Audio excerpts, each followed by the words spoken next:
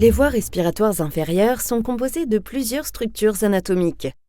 Dans l'ordre, nous retrouvons la trachée, les bronches, les bronchioles, les alvéoles et ainsi plus généralement les poumons.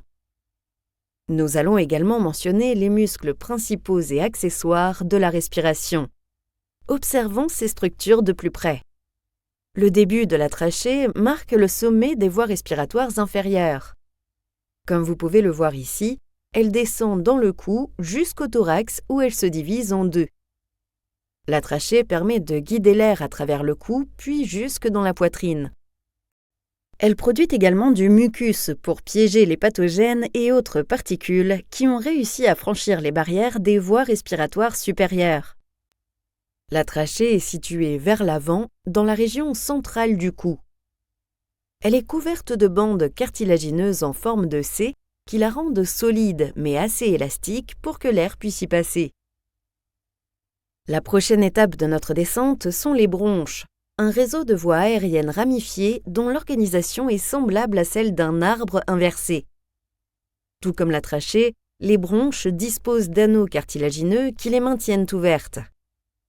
La quantité de cartilage diminue au fur et à mesure du passage vers les poumons, ce qui montre la nécessité de structures plus flexibles dans les poumons.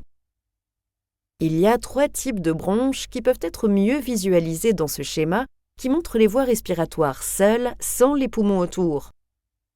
On a d'abord les bronches primaires, aussi appelées bronches souches, que l'on peut voir ici. Ensuite, on retrouve les bronches secondaires ou lobaires. Et enfin, les bronches tertiaires, que l'on appelle également bronches segmentaires. La trachée se divise en 2 bronches primaires, la droite ici et la gauche juste là. Cette bifurcation se situe juste en dessous de l'angle de l'ouïe, la petite bosse au-dessus de votre sternum. Chaque bronche primaire correspond à un poumon. Après son entrée dans le poumon correspondant, chaque bronche primaire se ramifie en plusieurs bronches secondaires qui se ramifient elles-mêmes en bronches tertiaires encore plus petites. C'est ainsi que les bronches dirigent l'air vers les bronchioles et qu'il en revient. Mais alors, qu'est-ce qu'une bronchiole au juste? Les bronchioles sont les plus petites voies respiratoires des poumons, encore plus petites que les bronches tertiaires. Et pour cause, elles sont si petites qu'on ne peut même pas les voir sur ce schéma. Elles sont distribuées à travers les poumons et ne possèdent pas de bagues cartilagineuses.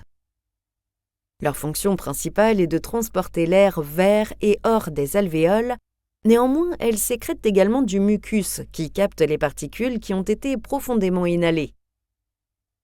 Un peu plus loin, en continuité avec les bronchioles, nous trouvons les alvéoles pulmonaires, de minuscules sacs d'air qui sont les extrémités terminales des voies respiratoires. Les alvéoles sont ici aussi trop petites pour être visibles sur ce schéma, mais elles sont arrangées en petits groupes au bout de chaque bronchiole et sont également réparties partout dans les poumons. La fonction des alvéoles est d'effectuer les échanges gazeux. L'oxygène de l'air inspiré est absorbé dans la circulation sanguine à travers les parois des alvéoles. Réciproquement, le dioxyde de carbone ainsi que d'autres déchets métaboliques sont extraits du sang par diffusion gazeuse à travers la paroi et finissent par être expirés. Tant que nous sommes dans les voies respiratoires inférieures, penchons-nous brièvement sur les poumons, visibles ici en vert. Les poumons sont les organes qui permettent la respiration et les échanges gazeux. Les bronches secondaires et tertiaires, ainsi que les bronchioles et les alvéoles, constituent un vaste système ramifié au sein des poumons. Les poumons contiennent aussi les vaisseaux sanguins pulmonaires ainsi que les muqueuses nécessaires au soutien structurel des voies respiratoires. Ils sont situés dans la cavité thoracique et se gonflent et se dégonflent en fonction des mouvements de la paroi thoracique. Chaque poumon est subdivisé en lobes. Le poumon droit en contient 3, tandis que le gauche n'en contient que 2, afin de laisser de la place au cœur. Si tu as trouvé cette courte vidéo sur l'anatomie ou la physiologie utile, tu apprécieras encore plus nos tutoriels vidéo.